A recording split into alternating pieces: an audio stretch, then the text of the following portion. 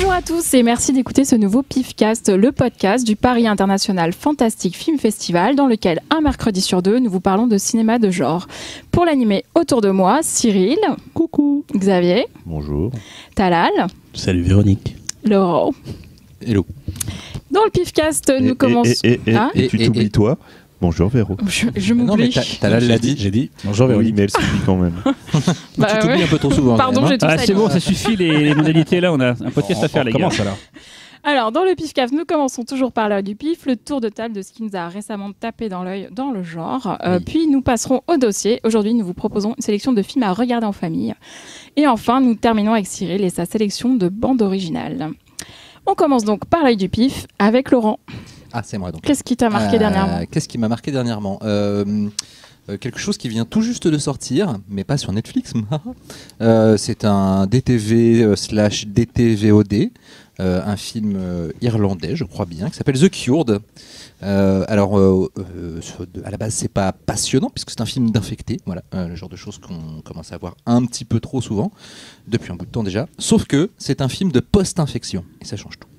Je vous explique pourquoi, puisque dans le scénario, il y a donc eu un virus qui a transformé les gens en saloperies qui bouffent tout le monde. En Irlande, là où se passe le film, une grosse partie de la population a été tuée ou alors a été infectée. Puis un jour, un antivirus, un vaccin a été trouvé. Et donc la plupart des infectés ont été guéris, à part un petit pourcentage qui sont gardés en captivité. Mais ces infectés se rappellent de tout ce qu'ils ont fait quand ils étaient infectés. C'était la liaison du soir, bonsoir. Et du coup, ça pose forcément des problèmes moraux. On suit un héros qui a donc été infecté et qui est autorisé par le gouvernement à retourner dans sa belle famille, c'est-à-dire aller vivre avec sa belle-sœur, puisque son frère, donc le mari de la belle-sœur, si vous suivez, a été tué pendant l'infection. Sauf que nous découvrons assez vite que c'est le héros qui a tué son propre frère. Merci pour le spoil. Ouais, mais on le découvre vite, très vite, ça doit être la 3e scène du film, donc tu te calmes. Et sauf que sa belle-sœur ne le sait pas. Voilà, et qu'il se sent très coupable. Donc on s'en doute, c'est quand même émotionnellement assez chargé. Le script est vraiment très très bien écrit, il est écrit par le réalisateur qui s'appelle David Frayne, dont c'est le premier long métrage. C'est dommage qu'il soit pas à la hauteur de ses ambitions d'écriture en matière de mise en scène, parce que le film n'est pas à ce niveau-là jojo. Ça manque un peu de tension quand il en faudrait, ça manque un peu d'ambition dans la mise en scène, la photo, le côté bleu, vert, gris, crado qu'on commence à voir un petit peu partout est un peu chiant. Mais sinon, émotionnellement, ça marche très bien. Les relations entre les personnages sont vraiment efficaces. Et puis il y a Ellen Page quand même qui joue donc la belle-sœur. Qui produit le film aussi. Qui produit le film, exactement. Voilà, donc franchement, une très très belle surprise. Un film d'infecté qui arrive à amener quelque chose d'original à un genre qui a bien du mal à être original. Voilà. Je pense qu'il faut dédier cette chronique à tous ces réalisateurs qui arrivent encore à trouver des sujets avec des films de zombies. Voilà. Bravo à eux. Oui, enfin en même temps, s'ils ont regardé In the Flesh, je pense que... Ah, c'est vrai. Oui. C'est une série Bon, In the Flesh. Moi, je voudrais venir les soirs où Xavier peut pas venir, c'est possible? Je vais juste à signaler que le film était en compétition au festival Hallucination Collective. Ah bon? Et il a été montré sur grand écran. D'accord. Voilà, quoi. Et C'est un film qui a tu failli l'as sortir en salle. Bah oui, je l'ai vu, parce que Et je l'ai même vu l'année dernière Et tu à en CGS penses pour le PIF et je n'ai pas pu la voir. Tu en penses J'aime quoi? bien le film. Je trouve, comme tu dis, c'est pas fou pour prendre l'expression à Véronique sur la mise en scène, mais l'histoire est pas mal. Et Ellen Page, moi, même si elle est dans un film, avec des combats de brouettes, je serais content de la voir parce que j'adore Ellen Page. Ça tombe bien, c'est pas des combats Je de veux voir brouettes. ce film par contre.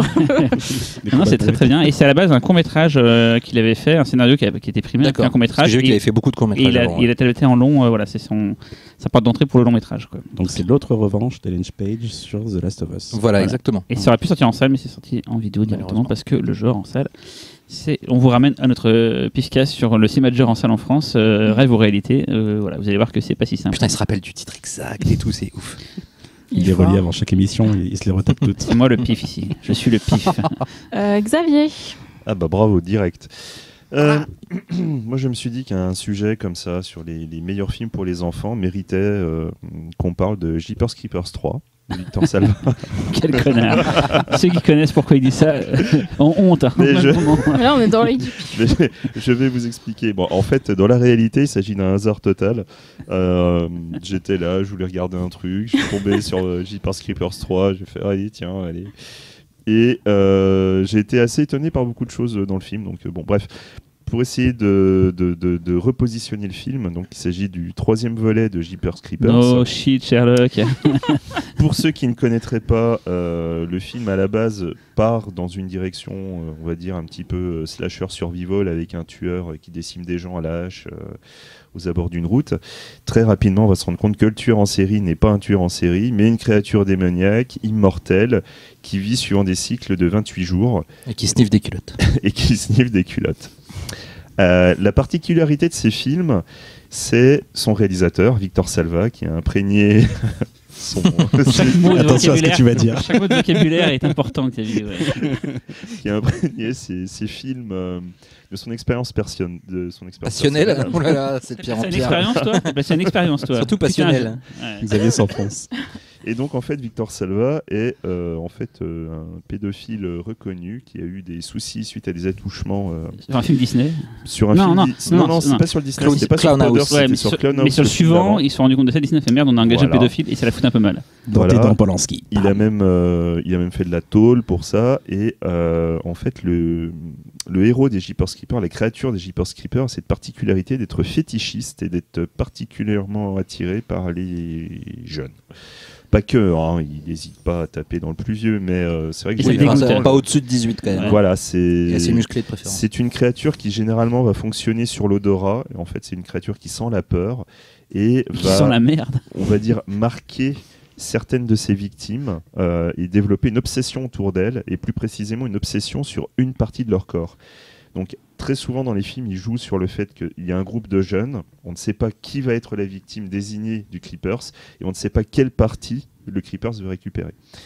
Donc Jeepers Creepers 3 se situe directement après la fin du premier film, où j'essaie de pas trop révéler pour les peu qui connaîtraient pas, mais bon bref, ça se passe dans une prison, ça se passe plutôt mal d'ailleurs, et donc on va découvrir une équipe qui pourchasse le Creepers, qui va donc essayer de travailler avec le shérif qui vient de découvrir quelle était la nature de Creepers, et ils vont donc le pourchasser.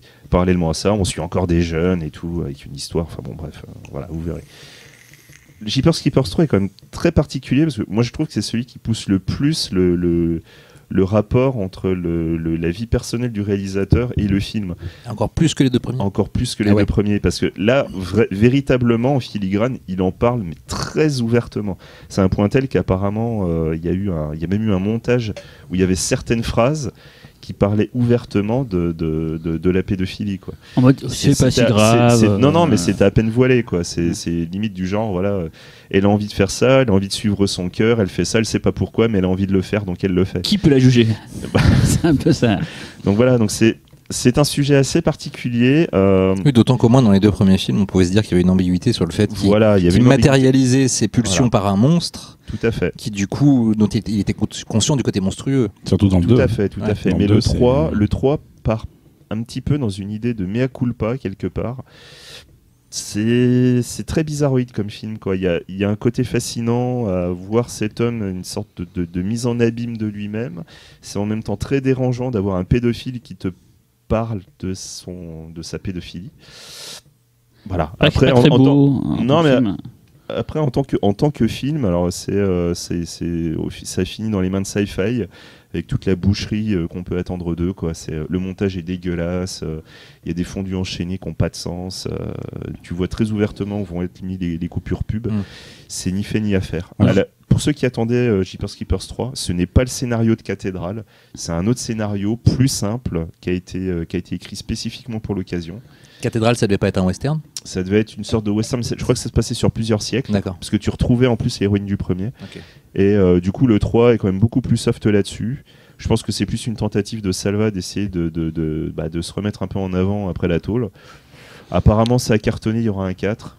Bon, ouais. Ah, mais tu parlais des coupes tout à l'heure. J'ai entendu dire qu'il y avait une version Blu-ray, alors je sais pas dans quel pays, en Angleterre ou Plus aux gore. États-Unis, où justement il n'y a pas les censures. Voilà, la fameuse... je serais assez curieux de la voir parce que moi c'est pas cette version-là. Donc c'est une version télé que tu as vue. En fait, il a été montré dans des festivals aux US, mais très peu parce que très vite il y a eu des manifs avant même que le film soit projeté. C'est direct. Et les gens ne savaient pas ce que c'était.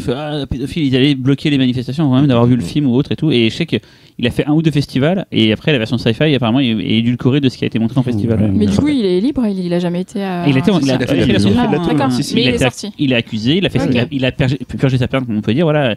Mais il y a certains qui n'oublient pas, quoi. C'est un peu comme Quentin, on va dire, c'est le même principe, c'est purgé de ta peine, mais en fait, tu es coupable à vie. Voilà, c'est un autre sujet, hein. C'est pas le sujet de l'efficace. On fera un podcast spécial pédophilie à la demande de Cyril, de toute façon.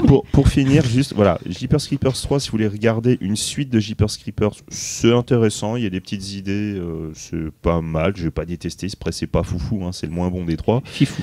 Après, si vous voulez autre chose, essayez, ça vous mettra sûrement mal à l'aise, mais c'est une expérience. Voilà, c'est une expérience. Si on fait un truc un jour sur les monstres, je pense que au moins les deux premiers sont des films vraiment assez majeurs, on va dire. Parce qu'il n'y en a pas eu beaucoup c'était des années 2000, on va dire. Non, mais c'est vrai que les Jeepers Creepers, c'est vraiment une très très bonne franchise. Imprégné de son réalisateur. C'est ça. Ça et les Ghoulies, c'est les deux franchises majeures du film fantastique. À toi, Cyril. Ah, c'est moi ? Ah, d'accord. Alors, en ce moment, je dis en ce moment parce que forcément on l'enregistre pas forcément au moment où vous l'écoutez, il y a une rétrospective de Palma à la Cinémathèque française. J'ai eu la chance d'aller voir Outrage, donc Ezekiel of Wars, en présence de Palma, qui après a fait une masterclass. Et je me suis dit, tiens, si je regardais enfin ce fameux documentaire qui s'appelle De Palma, qui a été fait récemment sur lui, et qui d'ailleurs sort ces jours-ci chez Carlotta Film. Donc c'est ce que j'ai fait, j'ai regardé le documentaire, et c'est pas terrible. Ah, c'est pas un documentaire, c'est une interview avec des images de film. C'est une grosse interview d'1h30 entrecoupée d'extraits. Donc l'interview filmée très platement avec un De Palma qui débite des informations. Ce qui est très rigolo, c'est que quand j'ai vu la masterclass, je n'avais pas encore vu le documentaire. Et De Palma a raconté plein d'anecdotes, plein de façons de voir le monde, le cinéma, machin et tout. Et en fait, je vous jure, les anecdotes qu'il a racontées sur scène, c'est les mêmes. Il n'y en a pas d'autres en plus ni en moins qu'il y a dans le documentaire. Je me suis dit, mais en fait, il n'y a que ça à raconter sur ces films. Tout se parti sur la mise en scène aussi. Il a raconté les mêmes choses sur scène que dans le documentaire. Donc, c'est pas très fou. Alors, pour information, c'est quand même rigolo. C'est un documentaire qui a été fait par deux réalisateurs. Donc, Noah Baumbach, qui en fait est un petit protégé de Wes Anderson, qui avait fait l'abominable Greenberg. Je sais pas si vous avez déjà vu ce truc-là, mais c'est insupportable. Et il y avait aussi, il a co-réalisé donc le documentaire avec Jack Paltrow, qui par contre lui a fait un très bon film qui s'appelle Young Ones. Je sais pas si vous savez, c'est un western dans le futur avec des robots, et qui était vachement bien. Voilà. Super bien. Voilà. Donc c'est les deux qu'on fait finalement. C'est pas un documentaire, ils ont juste filmé De Palma pendant 1h30. Ce qui est bien, c'est qu'il y a beaucoup d'extraits, ce qui est rare dans les documentaires, parce que ça coûte très cher. Donc il y a beaucoup d'extraits, même de ses premières œuvres. Et par exemple, on voit un truc un peu foufou. En fait, il y a Steven Spielberg dans une voiture filmée en 8 ou en 16 mm par une caméra, en train de téléphoner dans sa bagnole à De Palma pour lui dire viens et tout, et il parle beaucoup du part de toute leur relation qu'ils avaient la fameuse photo que vous avez dû voir où il y a De Palma à côté de Coppola, à côté de Spielberg, voilà, le Hollywood. Et c'est vrai que c'est rigolo, il parle de tous les débuts avec Schrader, enfin, c'est vraiment intéressant. Ça c'est le début des Tortues Ninja. Non, pas Shredder. Et du coup, voilà, c'était le LOL. C'est pas un documentaire que je vous conseille, à part le seul intérêt du documentaire, c'est que ça donne envie de voir tous les films de Palma, parce que finalement, on se rend compte qu'il a quand même, mis à part la fin, oublions-la, mais il a quand même une filmo quand même de malade en fait. Fin des années 70 jusqu'au 86, pour moi c'est le plus grand réalisateur. Même 90, tu prends le Carlitos Way. Oui, mais entre les deux, il y a eu des hauts débats, mais on va dire que sa période non-stop où le mec n'a fait que enchaîner des tueries, et pour moi il était le meilleur réalisateur au monde, c'était cette période. Voilà, donc voilà, documentaire, juste ça donne envie de voir des films de Palma, mais c'est pas spécialement intéressant. Plutôt écoutez plutôt le chanteur de Palma, comment il s'appelle De Palmas, voilà, écoutez plutôt ça. Non plus. Il y a le Palma Show. Que je m'améliore. Je sais même pas si c'est lui qui chante ça. Ou Rossi De Palma. C'est bon, qui d'autre? C'est mieux ça déjà. Alors, il paraît que De Palma fait la suite de Predator, il a remplacé Shane Black, c'est ça? C'est ce qui a été annoncé hier, qui fait un film qui s'appelle Predator sur l'affaire Weinstein. The Predator. Mais tourné en France. Je crois que c'était un roman. Il est né en tout cas à Paris pour un roman qu'il a écrit.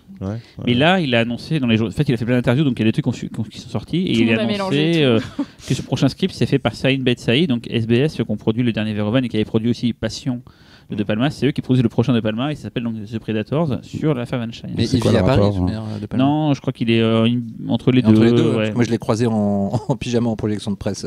Moi, je l'avais croisé pas en pyjama. Je l'avais croisé à Prometheus, voir un film. Exactement, Prometheus. Il n'était pas en pyjama. Ouais, il était en espèce de truc en soie et tout. Il était allé à projet de Drive, aussi. Drive. Avec le même pyjama. Oui. Quel pantouflard ce De Palma, quoi. Talal. Bon. Alors moi je vais vous parler d'un film que vous connaissez tous, qui s'appelle Matrix. Matrix, les frères Wachowski. Pas de quoi tu parles. Alors, pourquoi je parle de ce film qui date de 99? Alors oui, alors je dis frères parce que c'est la question que je me suis posée. Parce qu'à l'époque, ils étaient frères. Donc à l'époque, voilà. Et à un moment où ils sont frères et sœurs, il faudra trouver une autre formule. On dirait le sketch de Ricky Gervais sur Kathleen Jenner, où il dit à l'époque où il était un homme, il y a tout ce délire là sur... voilà, bon, bref, on dirait ce sketch là. Désolé. C'est pas grave. Et donc voilà, Matrix, donc sorti en 99, donc il y a bientôt 20 ans. Et ressorti il y a maintenant une semaine en 4K avec un nouveau master qui tue sa maman. C'est simple, vous avez jamais vu le film comme ça. Il a été réétalonné par Bill Pop, je crois, même s'ils sont très discrets à ce sujet-là, parce qu'on entend très peu parler d'eux, à la demande des frères Wachowski. Et le film, en fait, regagne une panache. T'as l'impression qu'il est sorti l'année dernière, tout simplement. Et le film fait largement la nique à tous les blockbusters qui sont sortis depuis. Même sans une resto en 4K, il continue à faire la nique. Hein. Alors oui, alors là tu parles de son sujet, moi je te parle vraiment du visuel. Visuellement. Ah oui, voilà. Alors, le film reste inattaquable. Ce qui est incroyable, c'est les effets spéciaux. Ils n'ont pas pris une ride. Tu vois, même les plans avec les sentinelles, des plans CG qui auraient pu être douteux... on aurait pu se poser la question, en tout cas à une époque. Aujourd'hui, il fonctionne encore, à tel point que je me suis demandé s'ils n'avaient pas retouché les effets spéciaux. C'est assez ouf. Moi, je les ai revus en Blu-ray, le Blu-ray qui est sorti depuis qui était déjà très classe. Qui était déjà très classe. Le film, ça tient encore la route. Bah là, tu vas redécouvrir le film. Je t'invite à le revoir si tu as l'occasion. Et c'est un film pour lequel j'ai adoré, bien sûr, à la sortie. Puis j'avais quand même une petite amertume parce que justement, quelques mois avant, il y avait Dark City qui était sorti. Et pour moi, Dark City, c'était le mind blow des années 90. Et je me disais, ah merde, Dark City, c'est l'oublier, tout ça. Et bon, avec le recul encore, je revois Matrix aujourd'hui. Il faudrait que je revoie encore Dark City dans une nouvelle copie, ce qui est pas, n'existe pas cette copie. Je parle des deux films parce qu'ils ont des thématiques très très proches, très similaires. C'est des films pas que les thématiques, ouais. Même visuellement. Même visuellement, c'est des films très punk. C'est des films de science-fiction aussi. Donc, et donc le film urbain surtout. Quoi. Dark City est beaucoup plus urbain. Ouais. Bon, enfin, je reviendrai sur Dark City dans une autre émission parce que c'est un de mes films de chevet. Mais voilà, donc Matrix. Je vais te prendre pour la prochaine, je vais te griller comme ça. Culé. Donc voilà, Matrix, c'est une tuerie. 20 ans encore après, revoyez-le. Si vous avez l'occasion de le voir en 4K, foncez. Il y a un nouveau mix Dolby Atmos qui tue sa mère. J'ai pas eu l'occasion de l'écouter comme ça, mais apparemment c'est assez hallucinant. Voilà. C'est marrant que tu dis dans le sens où ça n'a pas pris une ride. Ça m'a fait l'effet quand j'ai revu Terminator 2 en salle l'année dernière, qui était ressorti en restauré. Tu dis, mais merde, c'est le meilleur film que j'ai vu cette année d'action. C'est ouf, il a 20 ans, 30 ans. Ouais, non, mais c'est vrai que ça m'a fait cet effet-là aussi. Ça te fait prendre conscience en fait que Hollywood, c'est un peu le champ du signe en fait des blockbusters, ce film-là. C'est depuis Hollywood n'a plus les testicules, pour être poli, d'aller jusqu'au bout d'une vision de réalisateur. Et pour l'inflation, ça coûte tellement cher les films, je pense qu'ils peuvent plus se permettre en fait de. Je sais pas combien coûtait le film à l'époque, mais c'était un deuxième film. Matrix, c'était du 80-90, je crois. Ouais, donc c'était un moyen budget. Il y a Bumblebee qui arrive. Voilà. Cela dit, le trailer. Oui, il est pas mal le trailer en plus. Oui, mais bon, voilà. Mais on s'en fout un peu. Qui a envie de voir ça. Ce qui est dommage avec Matrix, je trouve, c'est que le film souffre des suites ou de toutes les pâles copies qui ont été faites, des choses qui ont été récupérées, des parodies.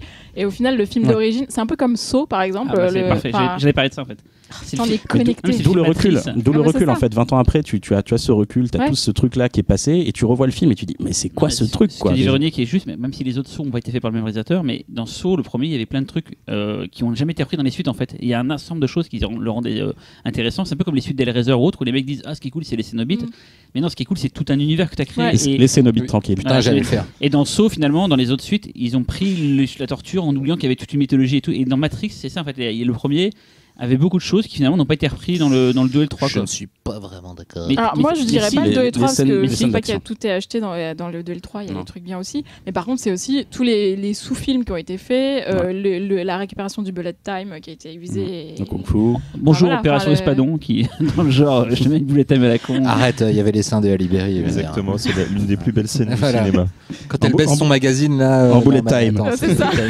Ça dans le genre film de repompe bullet time, je trouve que c'était le meilleur quand dans le genre on sait pas pourquoi à la fin il y a un plan ralenti circulaire. Mais tu vois, ça a tellement oh putain encore du bullet time alors qu'en vrai dans Matrix c'est pas le cœur du film quoi, c'est juste un Opération Espadon. Rien que le nom il tue de toute façon, on la recherche pas. Juste une dernière chose, c'était le deuxième film des bonhommes. Juste avant ils avaient fait un huis clos. Ils arrivent, ils font ce truc-là. C'est des femmes. En plus, très bon huis clos. Déchiré. Ouais, qui est un excellent film déjà. Mais alors, j'ai beaucoup d'attaches avec les films suivants d'affaires Wachowski, mais il y en a aucun qui est arrivé ne serait-ce qu'à la cheville pour moi de Matrix. Cloud Atlas, c'est quand même assez mortel. C'est classe, C'est classe. casse-gueule. C'est moins mais- accessible, alors, hein, franchement. Pas la même chose. Il y a des imperfections. hein. Ouais. J'adore Cloud Atlas, mais il y a des imperfections. Là où Matrix, c'est limite Ouais. un Ah diamant, ouais, tu vois, un c'est diamant brut. incroyable. C'est Et le la film bande-annonce, d'une pareil, carrière. la bande-annonce de Matrix, moi, à l'époque, Ah, c'est celle que j'ai putain, le ça plus m'a vue de ma vie. Et tu sais que je l'ai revu Elle juste est après le démente. film. Ouais. J'ai fini le film, Non, je me suis dit, mais- j'ai envie de revoir la Avec bande-annonce. la musique d'Enigma, elle est démente. Quoi. Et tu vas te surprendre, si tu revois le film, tu vas te surprendre que tu connais toutes les punchlines Ah en oui, fait, oui. que tu avais eu dans la bande-annonce, tu es prêt à les Non, mais répéter. elle est ouf, cette bande-annonce. Ouais, hein. c'est clair. Elle est vraiment ouf. hein. Et Véronique Et pour finir, moi je vais être assez rapide parce que j'ai vu un film que je ne suis pas sûre d'avoir vu. C'est-à-dire que je l'ai vu, mais je sais pas trop. Tu as dormi. T'as dormi, ouais, c'est ça. Peut-être. Ou tu as fait d'autres C'est choses. tout Je veux dire, Je suis comme curieux de voir est-ce ce que c'était qu'elle a dans un choisi. cinéma avec que des messieurs avec je des faisais de la impairs couture. et des Comme des Véronique, mouchoirs va par toujours terre? dans les tréfonds du cinéma, je me demande ce que t'as choisi aujourd'hui. C'est pas très fond. Est-ce que très ça fond, s'appellerait pas mes couilles sur ton front? Écoute ton front. Ça fera un Ça fera dindon. Quel connard, c'est ma Ça y est, phrase. il l'a casé. Le Brady a fermé C'est depuis. le donc, challenge du jour. Non, j'en ai parlé en plus avec Xavier sur un trajet que nous faisons ensemble parfois.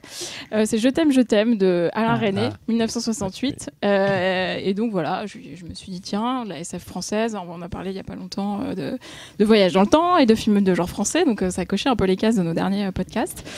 Donc c'est un film dans lequel c'est joué, le personnage principal est joué par Claude Rich, qui a tenté de se suicider et qui du coup à qui on propose en fait de faire une expérimentation scientifique dans lequel on l'envoie voyager dans le temps, donc une expérience de voyage dans le temps qui tourne mal et il se retrouve bloqué en fait dans son propre passé à faire des sauts aléatoires dans divers souvenirs qu'il a avec notamment sa femme qu'il a perdue. Ça a l'air très cool, dit comme ça. Alors tout à fait, mais par contre en fait la forme, à partir du moment où il commence à faire des sauts dans le temps, il y a un truc qui est vraiment bien dans le film, c'est qu'il y a un côté complètement hypnotique, voire musical en fait au film, qui fait que je suis incapable de dire ce que j'ai vu exactement. Et c'est là où je me dis que je ne sais même pas si j'ai dormi ou pas. À partir du moment où ce voyage dans le temps commence, c'est complètement abstrait en fait. Et en même temps, il se passe des micro-choses dans chaque scène. Il y a les scènes sont répétitives. En fait, il y a plein de scènes qu'on voit plusieurs fois. Ils retombent toujours au même moment et il se passe à peu près la même chose, mais pas tout à fait. Il n'y a pas vraiment de progression de l'histoire en soi. Même si ça parle au final, c'est une histoire d'amour en fait. C'est la relation qu'il avait avec cette femme, puis d'autres. Enfin voilà. Mais c'est assez étrange comme film. Je suis sortie un peu bizarre. Je me suis tapé un trip en fait. Circonspect. Ouais, voilà. Donc je sais même pas dire si j'ai aimé ou pas aimé. Je sais même pas si je l'ai vu. Mais vous l'avez vu? Xavier l'a vu, c'est sûr. Oui, moi Bien je l'ai sûr. vu, mais moi je trouve ça plutôt cool. Hein. Franchement, non, En tout cas, c'est ce qui est cool aussi, c'est que c'est un vrai film de SF, c'est-à-dire qu'on voit des mecs Tout à avec fait. des blouses au début faire des expériences sur des souris et c'est français. Alors encore une fois, tu te dis super. Ouais, ça non, mais- existe. Non, mais Des effectivement, souris. Moi, tu mets Le des problème, souris. c'est que voilà, c'est français, vu le réal et tout. Je pense que tout le monde est déjà en train de s'imaginer un film assez obscur qui traite à peine de SF, mais c'est pas le cas du tout. Hein. C'est le C'est film largement vraiment plus cool, quoi. accessible que Primer, par exemple, dont on parlait il y a pas si longtemps. Ouh, et Primer, ça défonce. Et d'ailleurs, je tiens à remercier une des personnes sur Twitter qui a dit que c'était un film qui défonçait tout. Et voilà, merci. C'est vrai. D'ailleurs, merci pour tous ceux qui nous laissent des commentaires, on les lit et on se Oui, tacle oui, on les avec. lit, Ça nous touche notre petit cœur. Donc choisissez les films dont on parle pour nous faire marquer des points entre nous. Du coup, on passe au dossier. Vous avez sûrement autour de vous des petits frères et sœurs, neveux ou nièces, ou pire, vos propres enfants, et vous vous demandez comment faire pour qu'ils deviennent fans de la famille Adams plutôt que de Kev Adams. Et bien voici un début de solution avec notre sélection de films label PIF garantie tout public. Chacun de nous a choisi le film idéal pour initier ses chères têtes blondes au genre. La vanne, le tube. Ah, je vous ai pris par génial. surprise. Ah, on savait pas. Pas mal là, j'avoue. Là. Ça, c'est- On commence avec Cyril. Alors, je vous parle d'un film qui s'appelle Gangbang de Grosse Volume 4. que j'adore. Je trouve bien meilleur que les Très trois premiers. familial. Voilà. Non, malheureusement, non, c'est pas ça. Alors là-bas, je voulais faire un peu mon Xavier, sortir un film un peu du chapeau en mode vous allez voir, un truc vachement rare que j'ai adoré et tout. Mais en fait, tu connais rien, donc. Non, mais au bout d'un moment, j'ai dit, mais il faut quand même parler sérieusement quel est le film que je montrerai à des gosses. Et finalement, j'ai choisi de vous parler du film que vraiment je montre à des gosses. Pas les miens, hein, mes neveux, mes nièces et tout, tu vois, voilà, un truc de cadré. Voilà. J'aurais une putain de réputation. Rappelle-moi de ne jamais te Gangbang laisser de ta grosse ma gosse, je ne la laisse Gangbang jamais de chez toi. grosse 4-4. Et je vais vous parler de Mon voisin Totoro de Hayao Miyazaki, voilà, qui est un film que je trouve exceptionnel en tout point. Alors résumons un petit peu le film. Donc c'est un film de 88 mais qui est sorti qu'en 92 en France. C'est un film qui a d'ailleurs une distribution un peu chaotique. Il est sorti via GBK Film, d'abord en vidéo, après en salle. Enfin bon, il y a eu tout un micmac, mais depuis Disney a repris les droits. Et d'ailleurs, pour information, le film ressort le 13 juin 2018 en copie restaurée partout en France. Donc voilà, ça c'était pour le. Voilà. Donc en gros, Miyazaki, c'était donc son 4e film en tant que réalisateur, mais c'était son 2e dans le cadre du studio Ghibli. Avant, il y avait eu Laputa. Qu'est-ce que c'est que l'histoire de Totoro? On suit donc un père de famille avec ses 2 filles. Leur mère est à l'hôpital, donc ils viennent d'aménager dans une nouvelle maison, donc ils découvrent les lieux et tout. Et en fait, on est beaucoup au niveau du point de vue des enfants, et on découvre du coup plein de sortes de bestioles merveilleuses dans l'univers qui les entoure. Donc il y a d'abord des noiraudes, une sorte de petite poule de suie avec des yeux qui fuient dès qu'elles apparaissent. Puis très vite, on commence à voir des petites bestioles qui s'appellent des Totoro, enfin des chibi Totoro. Puis très vite, un gros Totoro. Alors Totoro, ça ressemble à une sorte de gros ours, hein, mais très mignon, mais avec quand même des grosses pattes et une grosse bouche, qui vit dans un énorme arbre. Et les gamines vont commencer à l'approcher, et elles vont commencer à sympathiser avec lui. Et tout un univers va être découvert au fur et à mesure de ça. C'est vraiment un très beau film. C'est un dessin animé, hein. Je sais pas si je l'ai dit, c'est un dessin animé. Il faut préciser que la maman des petites filles est à l'hôpital. Je l'ai dit. Tu l'as dit? Je l'ai dit. Mais J'écoutais pas. il parle tellement vite que. Voilà, j'ai beaucoup de trucs à vous dire et Mais très à peu de culpa. temps. Donc Moi, j'ai voilà. bien entendu. Et donc voilà, donc on suit en fait l'aventure de ces 2 gamines dans ce monde qui les entoure, la campagne et tout, et on découvre ce bestiaire. Il y a plein de choses. Hein. Je vous ai pas tout dit parce que si vous appelez le film, gardez-vous la surprise quand même de découvrir des choses magnifiques. Mais c'est un film merveilleux dans le sens premier du terme. Vraiment, on va découvrir à travers des gosses des choses incroyables.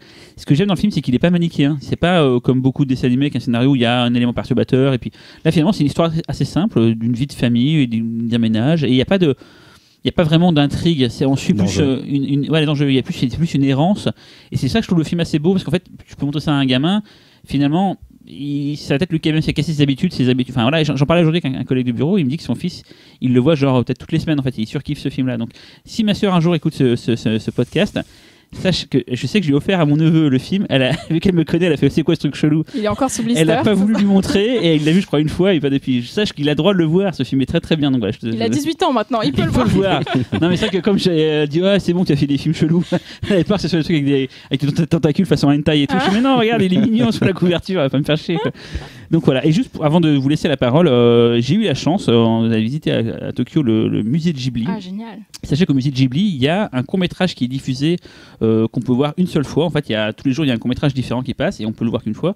Et on ne sait pas à l'avance quel court-métrage va passer. Donc, il y en a plein dans l'univers du studio de Ghibli et il y en a forcément un sur Totoro.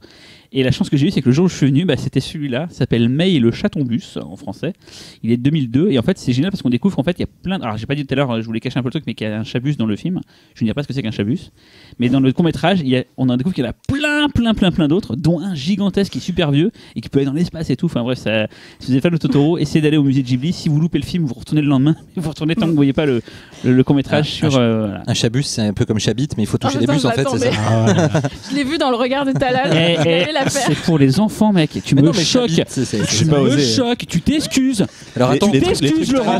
Je vais aller plus loin parce que. Excuse-toi d'abord. Je m'excuse. Mais je vais quand même aller plus loin. T'as dit le Mobit déjà. J'adore Totoro. C'est un des premiers dessins animés que j'ai montré à mon fils, etc. Bref, c'est pas ça le problème. J'ai eu la chance d'en parler avec Run, réalisateur de Motofukaze, qui m'a exposé une théorie sur le film qui est en fait qu'il n'est pas le seul à avoir. Il y a toute une théorie assez sérieuse, comme quoi en fait c'est un film sur la mort d'une petite fille. Pourquoi ? Parce que ça se passe, et c'est précisé dans les décors du film, dans une province qui a été le théâtre d'une des plus célèbres affaires de meurtre de petite fille, qui est l'équivalent de l'affaire Grégory au Japon.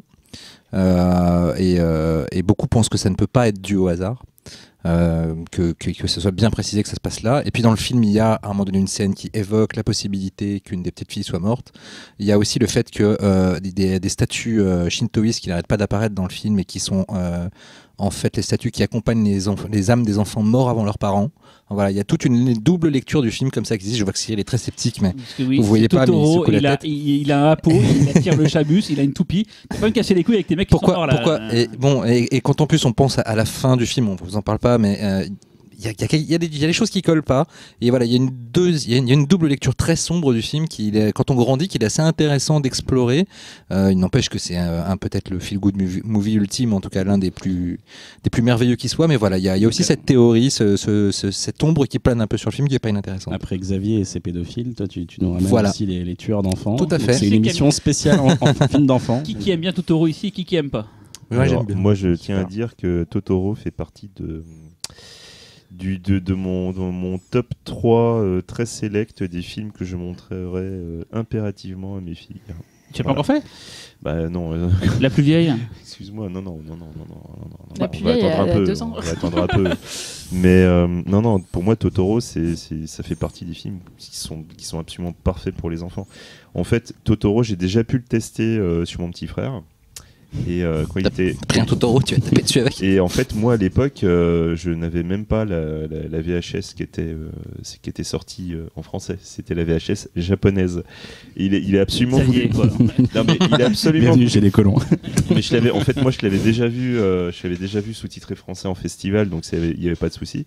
Et lui, il a absolument voulu le voir. Et en fait, il a adoré le film, quoi. Ça ne le gênait absolument pas de le regarder en japonais. Il avait quel âge? Je crois que je lui ai montré, il devait avoir 6 ou 7 ans à peu près, et il le regardait mais en boucle. C'était un truc de fou, quoi. Je lui disais mais tu comprends? Il me fait oui, je comprends. Tu vas péter ma VHS surtout. Oui. Donc voilà, apparemment un enfant de 7 ans arrive à comprendre le film même sans comprendre le japonais, et je vous garantis qu'il le regardait mais ouais, quasiment toutes les semaines, quoi. C'est un truc de malade. Moi, je vais te remercier parce qu'il faisait partie de ma shamelist. En fait, j'avais commencé par Porco Rosso et ensuite Chihiro, Princesse Mononoke, et c'était le seul que j'avais pas vu parce que j'en avais tellement entendu parler. Je sais pas, il y avait un truc de refus de voir ce film-là alors que tout le monde me bassine avec. Et j'ai fini par le voir donc grâce à ce pifcast et j'ai trouvé ça mortel.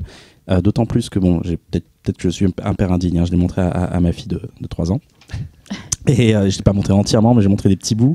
Et elle a adoré. Et depuis, à chaque fois qu'on rentre de la crèche, c'est Totoro. Elle voit la jaquette DVD posée à l'entrée. Totoro. Tu l'imites super bien.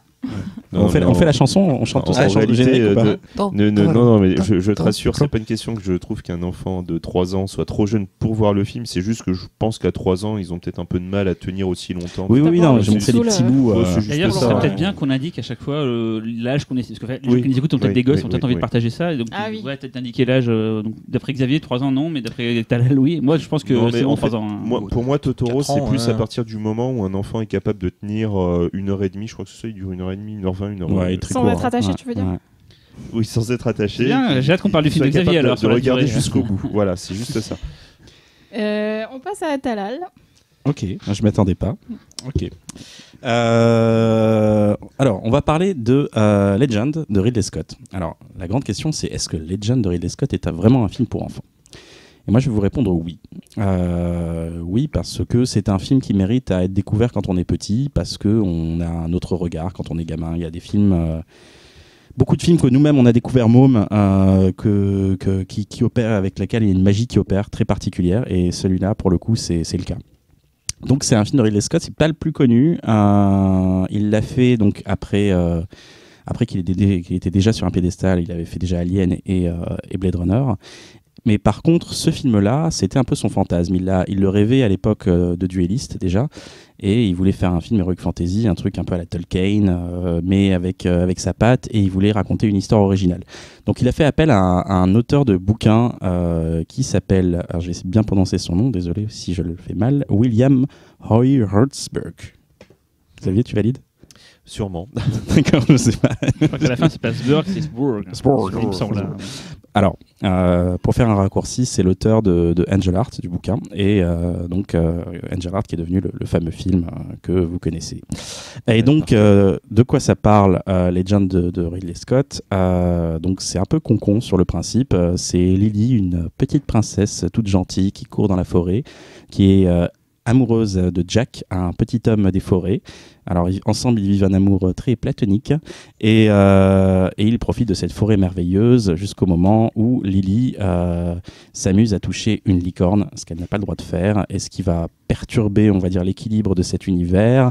Et le méchant de l'histoire, je vais en revenir longuement un peu plus tard, qui s'appelle Lord of Darkness, va en profiter, du moins ses sbires vont en profiter pour récupérer la corne d'une licorne et ainsi plonger l'univers merveilleux de cet univers merveilleux dans les ténèbres. Donc le film est sorti en plein milieu d'une vague de films de fantasy pour mômes qui était quand même assez sombre, surtout aujourd'hui quand on voit avec du recul. Il y avait Dark Crystal en 82, il y avait L'Histoire sans fin en 84, un peu plus tard il y avait Labyrinthe, et autant de films dont on aurait pu parler. Mais carrément, la question s'est posée. Ah ouais. Je me suis longtemps demandé si j'allais pas traiter de Dark Crystal. L'Histoire sans fin. Voilà. Et mais bon, celui-là met un peu cher. J'ai expliqué pourquoi. Et bien sûr, il y avait Willow en 88, donc le Willow de Ron Howard. Donc, je vais vous surprendre. Ce film, pour moi, c'est un grand film raté. Dis le mec qui a quand même la statue chez lui dans son appartement gigantesque. Ouais, et j'en ai pas qu'une. Hein, La statue de Tom Cruise, on précise. C'est ça, je collectionne prend pas trop de place. Je collectionne des statues de Tom Cruise. Non, alors on va tout de suite mettre fin à ces conneries. C'est le méchant du film, le Lord of Darkness. Alors, le scénariste lui-même dit que Ridley Scott à la base voulait faire du Tolkien et il a fini par faire du Cronenberg. Je vais vous expliquer pourquoi. C'est parce que le film est particulièrement sombre. Il y a une atmosphère un peu craspec, ouais. Ouais, c'est ça, qui est complètement en opposition avec cet univers un peu féerique et concon qu'on a au début du film en fait. Et pour tout vous dire en fait, pourquoi le film est raté, c'est parce que justement toute la partie univers féerique est, en tout cas à mon sens, un peu ratée. Alors pas visuellement, parce que le film est très très beau, c'est du studio, c'est un des rares films où une forêt est reconstituée entièrement en studio et c'est assez beau en fait. Ça rappelle beaucoup les grandes heures du fantastique japonais des années, exactement. Fin des années 50-60. Visuellement, c'est vraiment à tomber par terre. Et tout à fait. Mais alors, par contre, le problème, c'est les personnages. Le personnage de Tom Cruise est aussi. Alors, pourtant, c'était Tom Cruise. Alors, il n'était pas encore au top. C'était un peu avant Top Gun, justement. Alors, attention, c'était avant Top Gun. Juste c'était avant. Quand même après Risky Business. Ouais. Donc, il avait quand même, c'est de la petite cote. Mais je crois que c'est pas trop tant de sa faute. C'est vraiment son personnage qui est vraiment transparent et cette princesse qui est un peu cucul à praline. Alors, voilà. Le vrai héros du film, c'est qui ? C'est Tim Curry. C'est qui ? C'est Tim Curry, donc c'est le Lord of Darkness, qui est un énorme diable rouge puissant. Et j'irai plus loin, le vrai héros du film, et en tout cas celui qu'on retient, c'est Rob Bottin. Donc Rob Bottin que vous connaissez, qui est un des plus grands make-up artists, si ce n'est, en tout cas de mon point de vue, le plus grand. Je vais rapidement citer Fog, Hurlement, The Thing, Robocop, Total Recall et dans la fin Seven. Voilà. Bon, très rapidement, c'est un film, on va dire, qui a été catastrophique pour Scott. C'était un fantasme. Le tournage s'est très mal passé. Déjà en écriture, il y a eu 15 versions du script. Ils ont eu beaucoup de mal à trouver la bonne version du script. Et surtout sur le tournage, la fameuse forêt qui a été tournée dans les studios de Pinewood, c'était le studio 007, a complètement cramé. On peut voir d'ailleurs des images d'archives dans le making-of du très beau Blu-ray que je vous recommande. Donc ce qui a mis fin, en fait, on va dire, à la continuité de ce tournage. Et donc ce qui donne l'impression aujourd'hui que le film a des trous, ou en tout cas que tout ce qui était supposé raccorder l'histoire ne marche pas. Voilà, donc aujourd'hui, à cause de Scott et pas à cause de ses producteurs, en fait, parce que c'est Scott qui s'est monté un peu le bourrichon tout seul, il y a plusieurs versions du film. Il y a un montage US qui dure 89 minutes avec la musique de Tangerine Dreams, alors qu'à la base c'était Jerry Goldsmith qui était l'auteur de la musique, qui a été viré par Scott lui-même, ce que je ne savais pas. Moi je pensais que c'était un des desiderata de producteur. C'est lui. Et donc la version européenne, par contre, dispose de la super musique de Jerry Goldsmith. Et le film aujourd'hui existe tel qu'il aurait dû, en tout cas exister après son tournage, grâce à un director's cut qui est sorti en 2001. Et un director's cut qui dure presque 2 heures. Voilà. J'ai pas plus de choses à dire, c'est vraiment un film à voir, en tout cas pour ces scènes, les scènes de Darkness en fait, qui sont sur le dernier tiers, des scènes à la fois horrifiques qui évoquent et volontairement Cocteau. Regardez, si vous voulez pas vous farcir tout le film, regardez au moins ces scènes qui sont vraiment sublimes. Voilà, je vous laisse la parole les amis. Alors moi en tout cas, à mes yeux, donc fait partie des 3 meilleurs films de Ridley Scott. Interstellar, le premier film pour enfants. Là, voilà, écoute, c'est simple. Non, c'est simple, c'est Alien Blade Runner Légende. Voilà. Pour moi, c'est la quintessence absolue de Ridley Scott. T'oublies Magic Man. Et donc c'est la quintessence absolue. C'est sympa. Parce que t'allais parler du film. Et surtout Darkness qui est une des plus belles créatures du cinéma, tout film confondu, et sûrement pour moi un des plus grands méchants du cinéma. Check. Voilà, là c'est sans hésiter. À chaque fois que j'entends la phrase un bon film qui se base sur ses méchants, c'est les meilleurs méchants qui font les meilleurs films. Forcément, tu penses à Vador, mais moi en deuxième position, c'est Darkness. Quoi. Darkness, c'est juste incroyable. Il est juste incroyable. Je tiens à ajouter que je n'ai rien à ajouter. J'adore le film. Voilà. Ah, voilà. Mais un peu de. Alors peut-être que nos auditeurs étaient sur le forum de Mad Movies au début des années 2000. Comme toi, Véronique. Mais sachant que je me suis fait bâcher comme pas possible parce que j'ai eu le malheur de dire que j'avais pas aimé le film et que c'était quasiment un nanar. pour moi. fait. Mais tu as Et le y a- droit d'aimer ce que C'est tu moi qui veux. t'ai Et bâché. il y a Spider-Man Peut-être. 67 qui a fait t'es trop conne, tu comprends rien. Vas-y, dégage. Non, en fait, ce que tu disais, c'est effectivement peut-être qu'il faut le découvrir quand on est un enfant, parce que je trouve qu'avec des yeux d'adulte, quand même, c'est dur, quoi. Enfin, C'est Enfin, surtout les personnages principaux. bah, en fait. c'est ça, Ouais. mais c'est tellement niais, quoi. Enfin, je veux dire, Mais c'est vous savez quand même impossible, que le Legend, c'est à la base, c'est une des inspirations pour Zelda. hein. Tout Oui. à fait. Tout à fait. Ganondorf. quoi. D'ailleurs, c'est l'anagramme.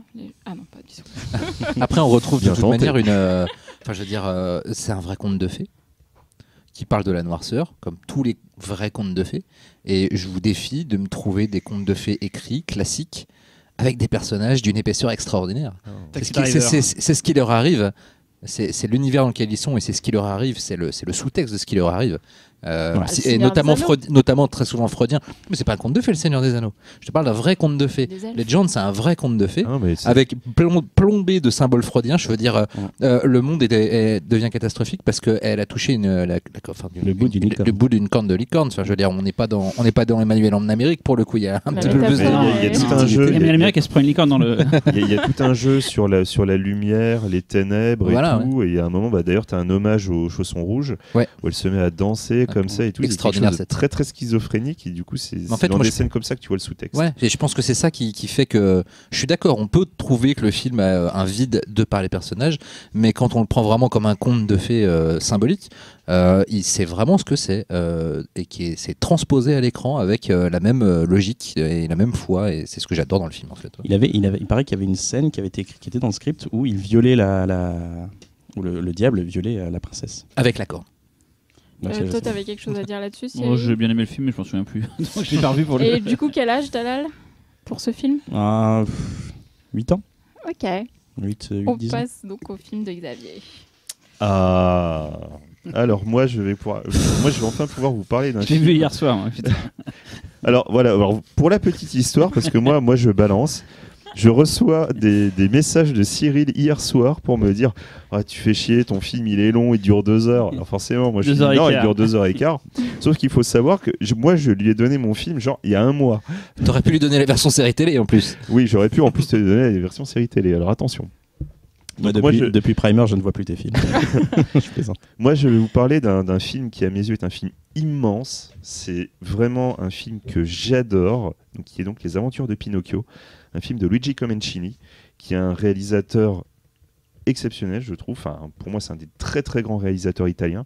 Pour ceux qui connaissent La Ragazza, La Traite des Blanches, Mesdames et Messieurs, bonsoir, ou pour se rapprocher du sujet qui nous intéresse, Casanova, un adolescent à Venise. Donc, il s'agit tout simplement d'une adaptation de Carlo Collodi, enfin bon, voilà, j'ai pas besoin de pitcher, tout le monde connaît Pinocchio.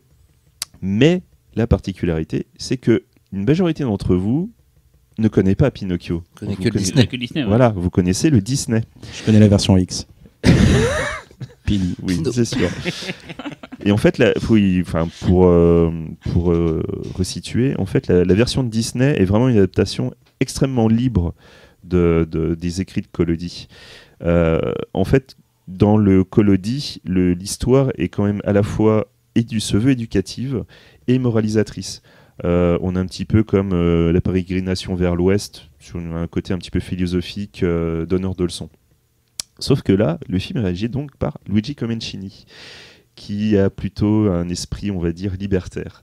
Et il va donc, à la base, en 72, adapter pour la Rai une mini-série de 6 épisodes, je vais dire les durées françaises, hein, voilà. Donc 6 épisodes, ce qui donne une durée de 320 minutes. Et cette série a eu un énorme succès, à un point tel qu'au bout de 3 ans, ils ont décidé de remonter la série pour en faire un long métrage, qui est donc ce que nous avons vu, et qui apparemment a fait souffrir Cyril. C'est pas fait pour un mec hyperactif comme moi, quoi. C'est trop lent. Alors, en fait, pourquoi ce film est génial ? Comencini a repris donc des écrits moralisateurs, des écrits éducatifs, pour un petit peu faire rentrer les enfants dans le rang, pour en faire un véritable film anard, libertaire, où en fait on va voir un enfant qui va se battre pour sa liberté de penser. Alors que la version Q, Pinocchio est un film anal. C'est marrant. C'est différent. Voilà. Donc Gepetto, pour en parler. Mais non, Laurent, putain, on a fait un podcast sérieux, Je suis bordel. fatigué, Ne rigole pas, C'est pour les Gepetto. enfants. Mais non, en plus, Gepetto. putain, J'ai merde. Donc Gepetto est, On a perdu Laurent. est joué par C'est Nino nerveux, là. Manfredi. Il joue quel personnage Et voilà, je suis Dis-moi le nom du perdu. personnage, il s'appelle comment j'ai pas compris. Le personnage s'appelle J'ai quoi Gepetto. Je suis désolé. Voilà. Le niveau du podcast, les gars. Heureusement que je suis là pour apporter un peu d'humour de qualité, parce que là, franchement, Le prout-prout, prout, le prout, prout-prout Gepetto, podcast. Donc pour reprendre, donc Gepetto est incarné par Nino Manfredi, donc, qui joue le père dans Affreux sale et méchant, ou sinon vous avez pu le voir peut-être dans Au nom du pape roi. C'est vraiment un acteur génial. Il arrive vraiment à créer un Gepetto tout en subtilité, tout en nuance. Que vous dire sur le film? Le film est vraiment mortel, quoi. On peut éventuellement lui reprocher d'avoir un aspect Pendant ce temps-là, Véronique a un remontage. fou rire, quoi. voilà, Véronique C'est contagieux. elle est morte là. Laurent, On pleure. Laurent et Véro, ça y est, ils sont partis. Si on pleure. Donc, du coup, il nous fait un putain de truc façon les fiches du cinéma, monsieur. Déjà, et vous rigolez. Et voilà. Vous êtes autorisé quand même sur Facebook et leur dire à quel point, voilà quoi, c'est Ils sont puérils. triste. Voilà, Respectueux. le niveau est bas. Voilà. Ça va être J'ai ton- un truc hyper important à dire sur le film. C'est grâce à toi que j'ai découvert un truc hier, c'est que la chanson Pinocchio des années 90 Ah, Euh, bien sûr. est en fait une version techno de, Bah oui. Bah oui, Dans les oui, années oui. 90. Mais allez vous faire foutre, donc je savais pas moi, putain. J'étais chez ah mais c'est la musique de Pinocchio et tout. Voilà. Tu l'aurais dit Bon, au début, bref, ça aurait tout changé. pour finir, vous apprendrez qu'il y a 3 versions en fait de Pinocchio qui sont vraiment à voir. Donc il y a la Disney, qui est certes plutôt éloignée, différente, mais qui mérite d'être vue. Avec Gepetto. Il y a la version de, je crois, 1947, celle de Garonne, qui est la préférée de Benigni, par exemple, puisque Benigni a lui-même réalisé Pinocchio. sa version de Ouais. Pinocchio. Je ne vous la conseille pas. C'était atroce. Et la troisième, qui pour moi est vraiment ma préférée, la meilleure. Moi, je l'ai vue enfant, donc moi j'avais vraiment surkiffé, c'est celle de Comencini. Voilà. Donc si vous avez aimé. Je trouve que ça sent que c'est une série télé remontée en matière de rythme. Vous avez vu comment je reprends oui, sérieux oui. là? Clash et De cash. toute façon, direct, quoi. On y croit, là. Il y a des scènes vraiment magnifiques et en effet le côté subvertir tout le côté moralisateur du conte est assez génial. Mais voilà, c'est vraiment c'est Cyril qui fait des gestes. Gepetto. J'aime beaucoup. J'aime beaucoup la façon dont des décors réalistes, parce que la façon dont le fantastique fait intrusion dans un réalisme absolu, qui est en plus un réalisme vraiment à l'italienne pour le coup. Tout à fait. Ça joue très bien. Le gamin est assez génial et les seconds rôles, les deux voleurs sont mortels, Ouais, ils m'ont sont fait mortels, hurler de rire. Toute la scène de la baleine, qui n'est plus vraiment une baleine du coup, une espèce, Mais c'est justement, marrant. on sait pas trop. Parce Ouais. ils Ils disent que c'est une espèce ouais, de requin. C'est un requin, mais c'est un requin monstrueux. aussi une baleine. Ouais. Ouais, je sais pas en fait. Elle est surtout de cheapos, hein, mais bon. Oui, Non, mais c'est justement, fait- elle a un c'est fait côté. exprès. Mais oui, elle a un côté poétique. Oui, c'est fait exprès. Troma, il disparaît. Ouais, c'est Tous fait les, exprès. non, mais justement, tous les C'est effets Rambaldi spéciaux sont volontairement. Ah, c'est Rambaldi Non, je demande si c'est Rambaldi non, je les crois effets pas, X, non? je crois pas, non. Remballe tes effets, ouais, plutôt. Ouais. Tu l'as vu hier, Laurent? Attends. Ouais. Enfin, tu l'as vu fact-checking. juste avant. Oui, On non, en parlait beaucoup. j'en connaissais l'existence, j'avais toujours été Non. très curieux, mais Ce qui est cool dans le film, J'avais c'est jamais trouvé le les temps. décors sont super clairs, je trouve. Il y a même des cadrages à des moments, tu dis, voilà, on sent qu'on est le cinéma un peu de l'âge d'or italien où il y a vraiment des beaux cadrages, des belles lumières et tout. Ça, j'avoue, il y a des plans dans la ville de nuit qui sont super beaux. Le plan au début qui est demandé à manger en fait et on lui jette de l'eau sur la tronche. Là, il y a un cadre magnifique au cordeau. En plus, le format du film est un format quasiment carré, c'est du 1,33 ça ou. doit être du A33. Ouais, donc, il y a le film, il y a des bonnes choses. C'est juste. Tu parlais pour les gamins, putain, va t'enquiller 2h15 de. Bah, ça parle beaucoup et les scènes mettent du temps à évoluer en fait. C'est ça. Si je peux me permettre, moi je l'ai vu quand j'étais enfant et je l'ai vu en version télé. Donc je me suis tapé les je sais pas combien d'heures de minutes. Et, et du coup, en gros, ma mère m'a dit ah, regarde ça, c'est bien et tout. Donc du coup, j'ai vu la série télé. Ça m'a pas paru loin à l'époque, mais par contre, ça m'a paru hyper angoissant. C'est-à-dire, c'est un truc, ça a vraiment fondé, je Mais- pense, mais ma c'est fait cinéphilie. exprès. J'en ai parlé à des gens Le aujourd'hui. Disney est déjà Méga angoissant. angoissant. J'en ai parlé à des gens aujourd'hui au boulot et 2-3 connaissaient, ils me font mais ça c'était glauque. Et il y a plein de gens Mais ça qui m'a disent, traumatisé. ouais, Et ça, toute voilà. la partie C'est avec normal, la baleine. c'est un enfant qui va être toujours sous le joug des adultes, sous le joug de la morale, de la bienséance, et il va essayer de garder sa liberté de penser. C'est super flippant. Mais en fait, Dans ce le qui est- film, oui. à chaque fois qu'il redevient En un panique, pantin, quoi. c'est littéralement parce que des adultes essaient de lui imposer des choses d'adultes. Ouais. Il devient littéralement un pantin. Ouais. Mais en fait, quand t'es enfant, c'est vrai que ce côté transformation corporelle entre un pantin inanimé en bois et tu te dis que le petit garçon c'est la même personne, c'est assez choquant. Mais après, moi j'adore, hein, ça a fondé la personne que je suis aujourd'hui, donc Mais voilà. c'est formidable parce que je suis quelqu'un de formidable. Mais bon, Moi, c'est pareil, mais vraiment pour moi, je Une l'ai fille vu en gamin, je m'en suis souvenu, mais tout le temps, je n'ai jamais oublié ça, quoi. Ah, c'était bien. C'est à moi? Non, c'est Véronique, pas à moi. c'est à Je sais pas, Véronique. on me montre du doigt. Non. non, ça. Bah oui, c'est à On te Véronique. dénonce, je le c'est pour ça. savais. Parce que tu dis Eh des bien, moi, bêtises depuis tout à j'ai l'heure. choisi de parler de Beetlejuice de Tim Burton. Ne le dites pas 3 fois. Un film de 1988. Donc, en fait, l'histoire, rapidement, pour ceux qui la connaissent pas, c'est un couple tout mignon, amoureux, joué par Alec Baldwin et Gina Davis, qui se réjouit de passer les vacances à la maison, sauf que pas de bol, ils sortent en voiture, ils se plantent, ils meurent, ils reviennent chez eux, ils constatent que non seulement ils sont morts, mais que leur maison a été de nouveau investie par des nouveaux habitants, donc des nouveaux propriétaires, qui sont très insupportables. Et le seul avantage de cette nouvelle famille, c'est qu'il y a une jeune fille gothique qui s'appelle Lydia, qui est jouée par la toute jeune Winona Ryder, qui a Magnifique. 17 ans à l'époque. Oui, toi tu aimes bien les jeunes filles. Oui, 17 ans, c'est 18 ans, c'est pareil. Quoi. Ça passe. Ouais, ça passe. Et donc du coup, ils se disent en tant que nouveaux fantômes de cette maison qu'ils vont essayer de faire partir ces nouveaux propriétaires en essayant de les effrayer, mais ils sont assez nuls à cet exercice malgré le fait qu'ils aient un manuel à destination des récemment morts. Et en fait, on leur conseille d'appeler un certain Betelgeuse, parce que c'est pas son nom, c'est Betelgeuse, son vrai nom.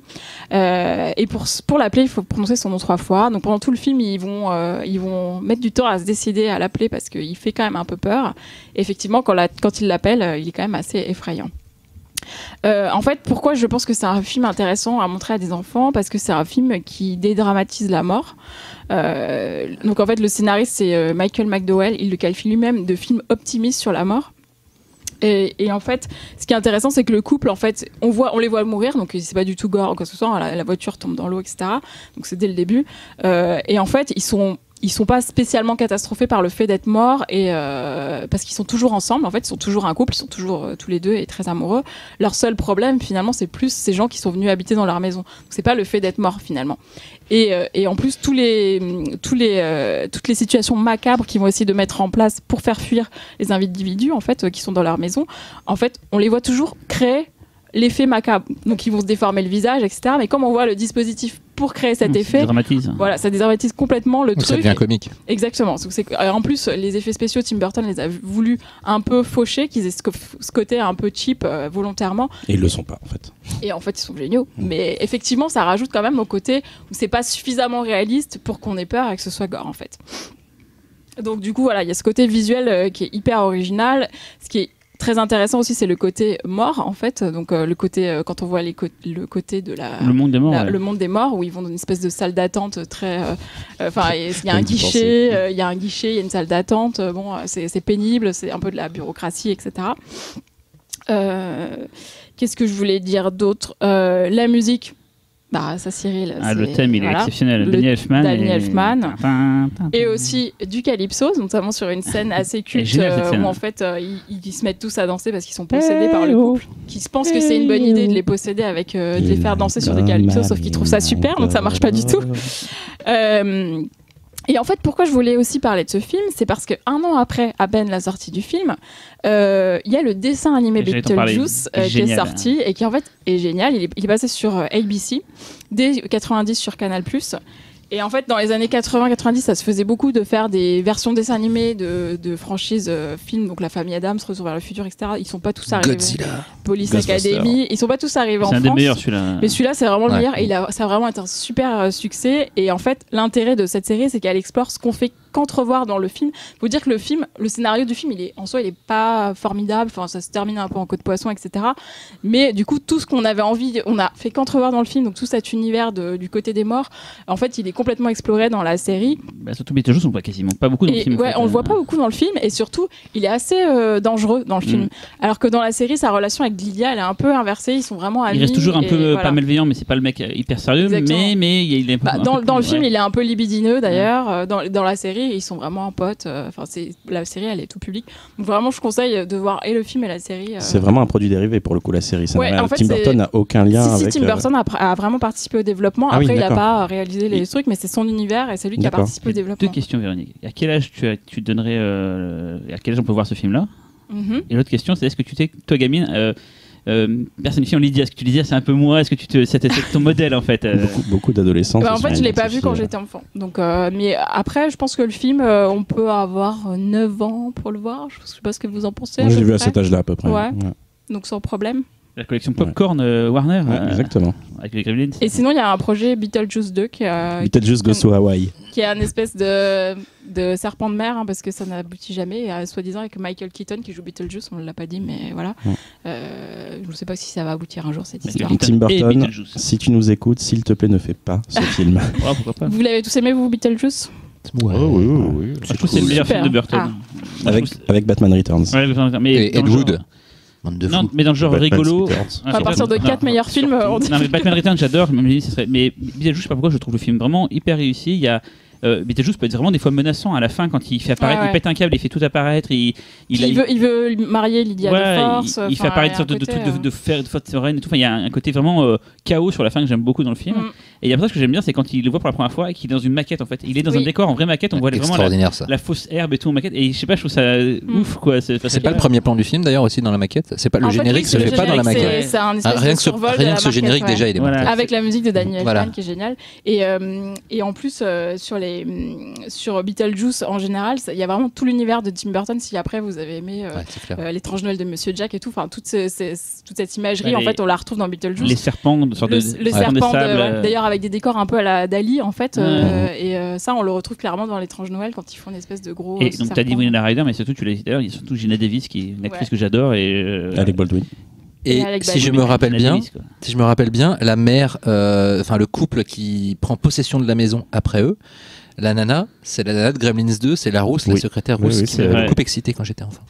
Et il y a aussi le sorte de gourou qui vient pour Avec les une œuvres d'art place. et tout, là, le mec un peu fondripotent, Oui. qui est assez rigolo. Et si le passage où tu dis où ils les font danser, Sont il est tous- ouf ouais. ce passage. Quoi. Cette scène, d'ailleurs, on la trouve sur internet, vous pouvez la trouver. Ah, c'est un très beau film pour les gosses, je trouve. C'est pas les tout petits, mais c'est bien pour les gosses. Ce film est un chef-d'œuvre. Hein, Et du coup, ce qui est très marrant, c'est qu'à la base, le premier jet du scénario, c'était un film d'horreur qui était violent, qui était gore.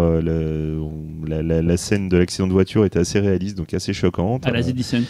C'était voilà, ça s'est transformé petit à petit sous l'effet Tim Burton. Voilà.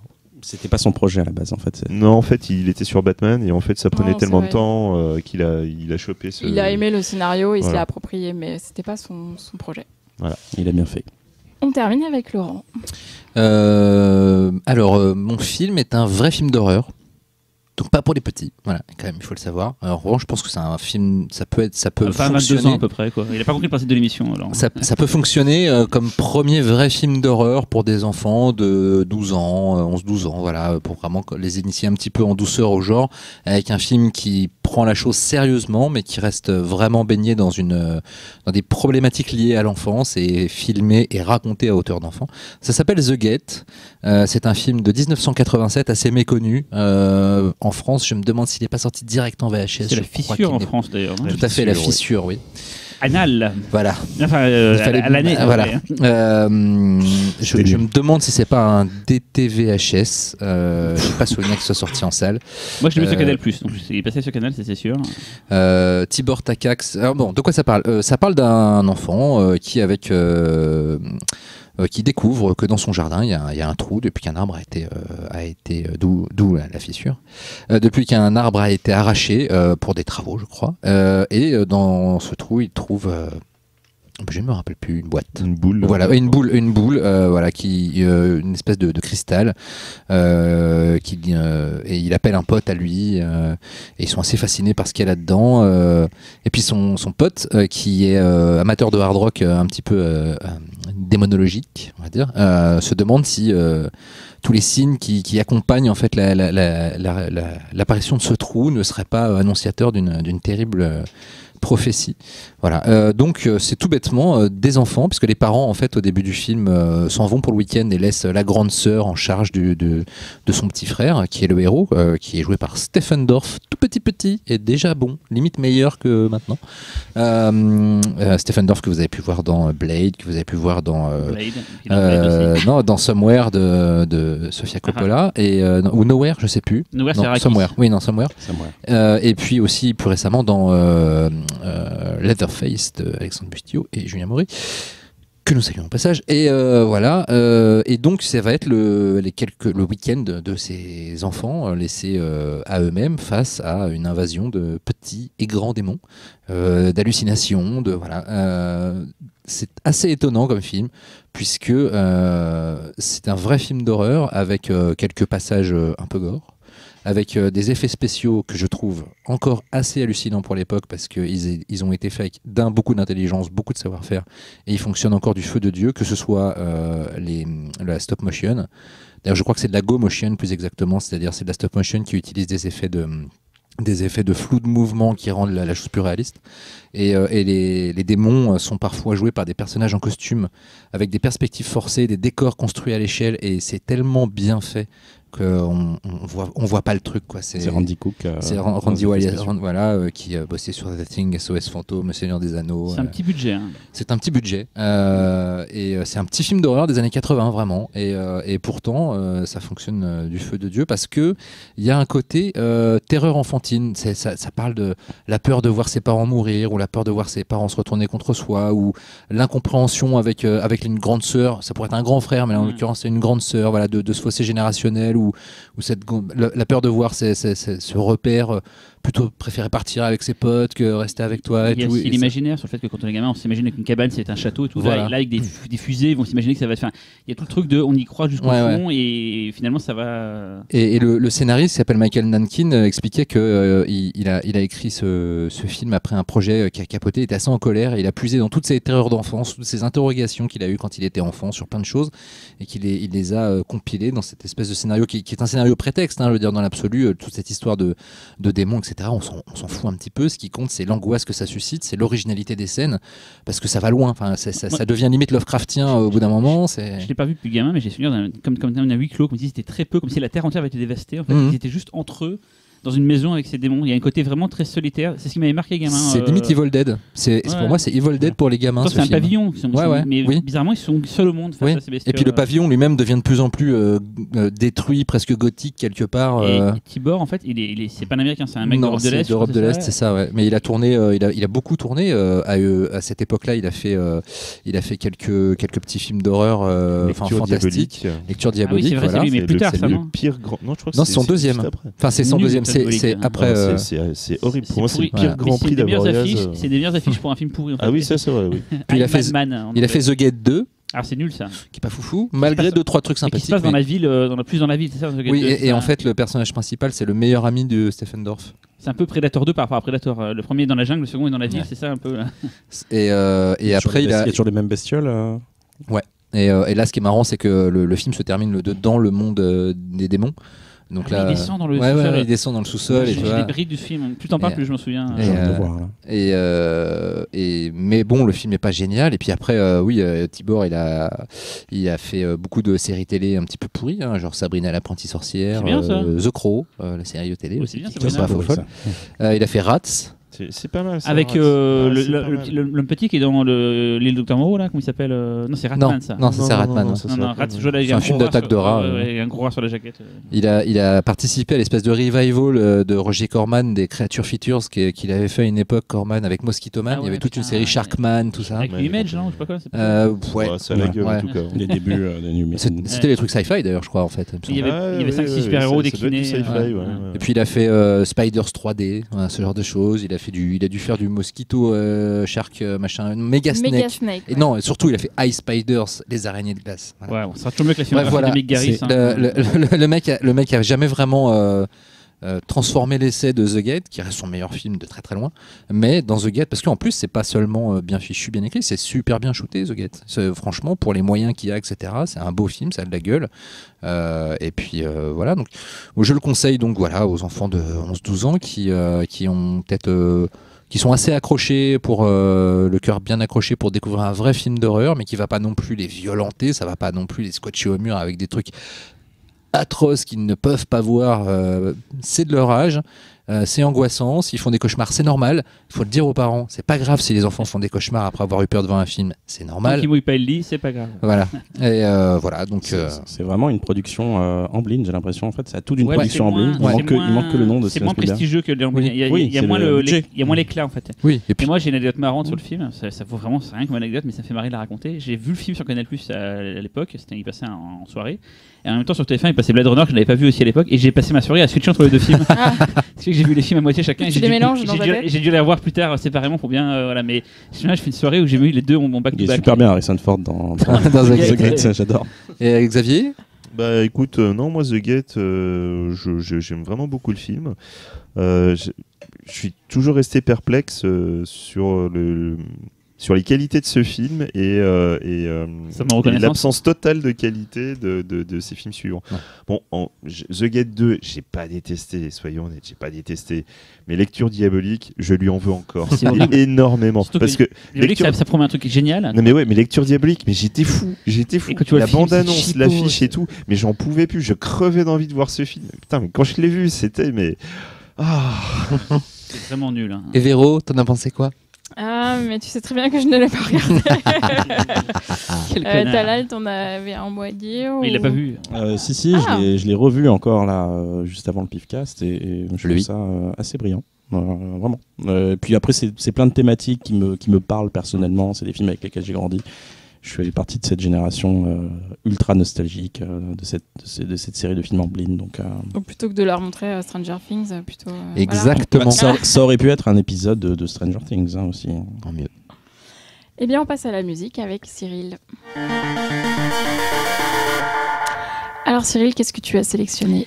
Alors aujourd'hui, on va partir du côté de l'Italie, ce qu'on n'a pas encore fait jusqu'à maintenant, et qui pourtant est un berceau des plus belles compositions musicales pour films ever.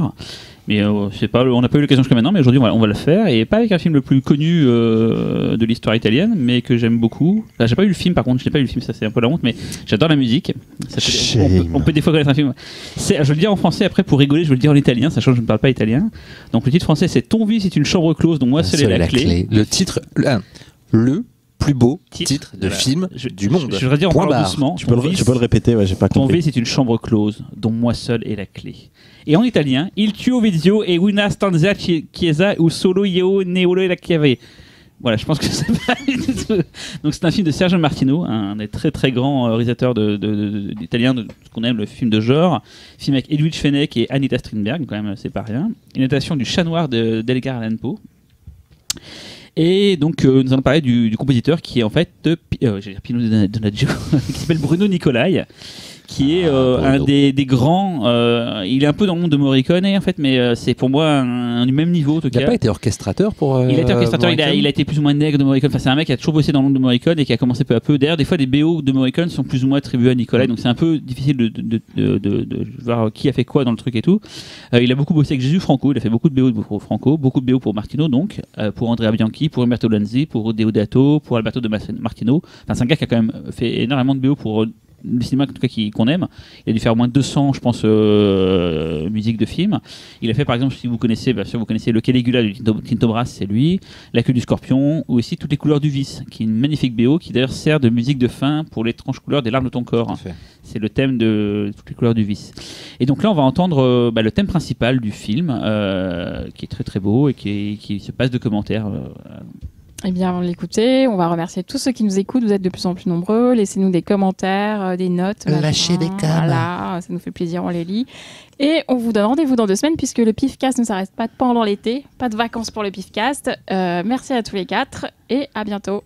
À bientôt. Salut. Chez Péto.